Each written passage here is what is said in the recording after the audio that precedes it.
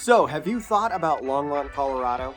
Well, today we're going to be talking about the top 3 pros and cons of living in this Colorado city just north of Denver.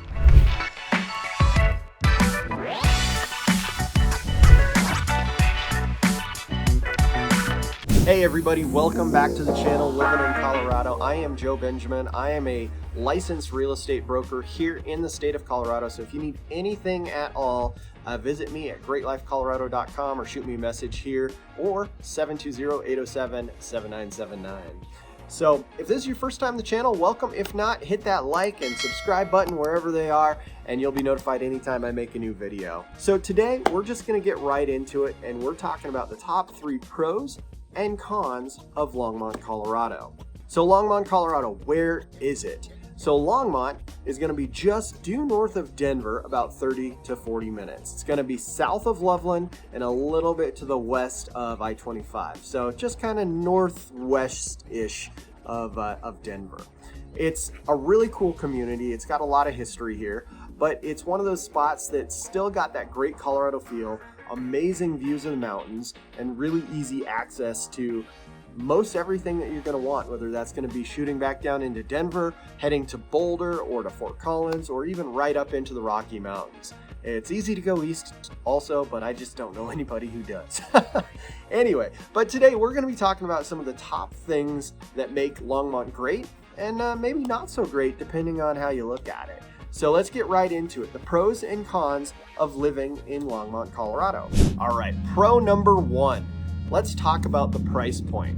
So we all know that during 2020, 2021, and even the beginning of this year, things went insane with the prices. And Longmont was absolutely no stranger to that as well. They were hit just as hard as everybody else, but they started from a slightly less expensive point. So when they went up, they still went up just as much as everyone, but the price point is still going to be a little bit less than it is in Denver, and certainly less than it is out in Boulder, where there's those $1 million shacks, which I don't even want to talk about because they're ridiculous. But so the price point is good, and it's not nearly as unattainable or unreachable as some of those other places. So if you're looking for a good amount of house or land for a decent price, Longmont's a good place to start your search. So that rolls us right into con number 1. And con number 1 is also going to be location. So location is great in some ways, but it's also going to be a bit of a drawback depending on where you work. So if you're working in Denver or even in Boulder, you have a bit of a commute to get there. So it's about 30 to 40 minutes depending on where you're at to get from Longmont to Denver. Might even be closer to an hour if you're on the south side in Littleton or in Highlands Ranch. So it could be a bit of a drive. Additionally, probably one of the main routes to get up to Longmont from Denver is going to be I-25. Usually takes me between 45 minutes to an hour to get back to where I grew up in Littleton. And the problem with that I-25 corridor is it's one of those highways where it's just super busy all the time. Doesn't matter if it's day or night.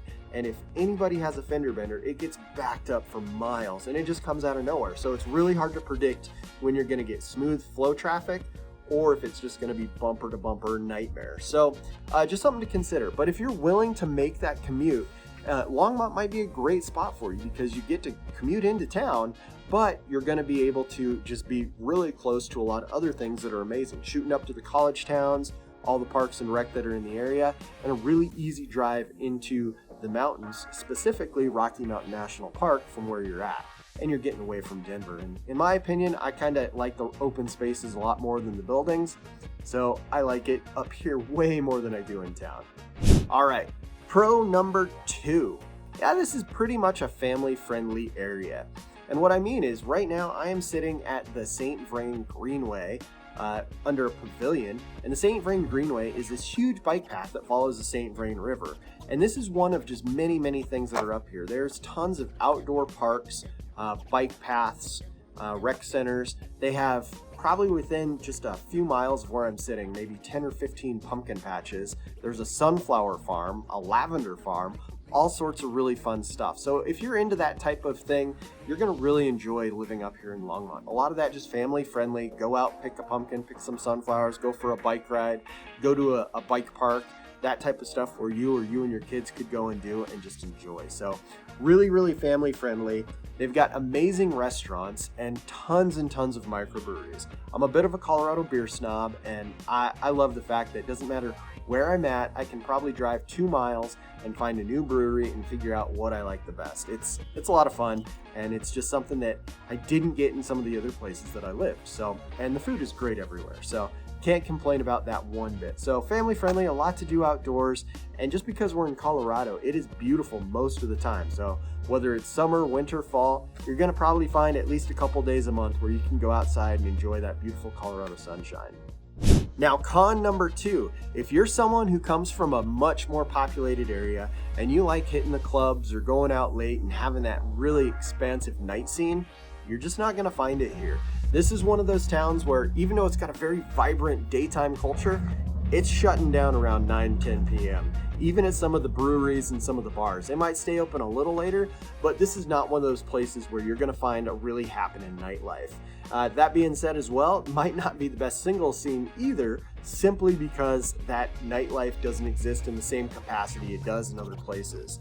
The good news is though, if you are really into that, you're a short drive away from Denver. Boulder, being a college town, has got something going on all the time, and so does Fort Collins just to the north. All right, pro number 3 is how to get around town. So unlike in Denver or Boulder or even Fort Collins at this point, where if you try to drive somewhere, you're gonna get road rage by the end of the trip just because it's so crowded and so congested. Longmont, it's growing, and they're getting some growing pains in some spots, but the traffic is just not nearly as much of a nightmare. You can get around, and it's really not as frustrating as other places. It has a little bit of that small town feel still, even though it's growing at just an explosive rate. The other thing I love is there's dedicated bike lanes on most of the streets. So whether that is for you as a cyclist, if you're someone who likes to cycle for recreation, or just to and from work, you have a dedicated, protected bike lane in most spots. Also, if you're a driver and really don't like sharing the road with cyclists, now they have their own protected lane. You don't have to worry about it. That being said, I am a cyclist, so don't hit us. It's not cool. Anyway, going into con number 3. So con number 3 is also about transportation. So there's not a really robust public transit system here. There's plans to get RTD light rail up to Longmont, but don't hold your breath. It's not supposed to be here until 2042. So if you can hold out for another 20 years or so, you might get some light rail. That being said, there's just not a lot of very convenient routes for buses. There is no rail. It's just not a very public transportation friendly area. So if you heavily rely on something like that, it's not going to be as robust. They do have Uber, they do have Lyft, but even that, it's good, but you're not going to get the same quantity of rides or pickups or availability as you are in Boulder, Fort Collins, Denver, some of the other areas. It's still here, it's still very vibrant, but it's just not quite as good. So if public transportation is something that's huge for you, it's probably not the right place, but that should be something that most people can overcome. Just kind of a final word about Longmont. So Longmont is growing very, very fast, as is most things here in the Front Range. What's really cool about it is depending on what type of house or place that you want to be in, you have everything from the kind of more old, historic, traditional houses and neighborhoods that have been here forever to some of just the older communities that were built in the 70s, 80s, and 90s, surrounded by tons and tons of new builds that you could get purchased, built to spec right now. So you've got a really nice mix of new builds, old builds, traditional, that old Main Street feel, all sorts of good stuff. So you have a little of everything depending on what you're looking for.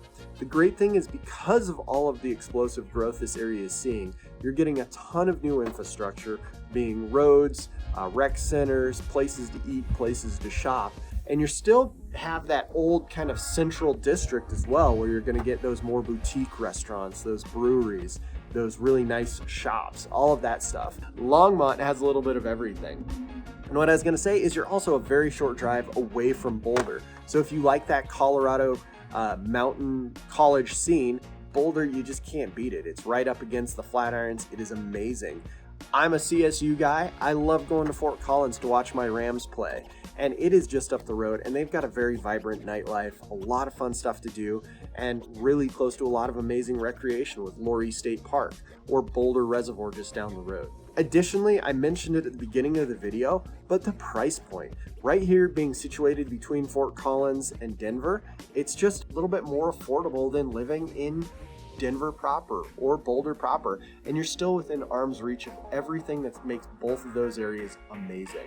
So there you have it. So 3 pros and 3 cons about living in Longmont. And I gotta say, after looking at it, these cons aren't really all that bad anyway. I love Northern Colorado, and I think you probably will too. So if you have any thoughts about making a move, like I said, I'm a licensed real estate broker here in the state of Colorado, focused on the Front Range. Visit me at greatlifecolorado.com. And until then, thanks for watching the video. Keep enjoying your great life here in Colorado.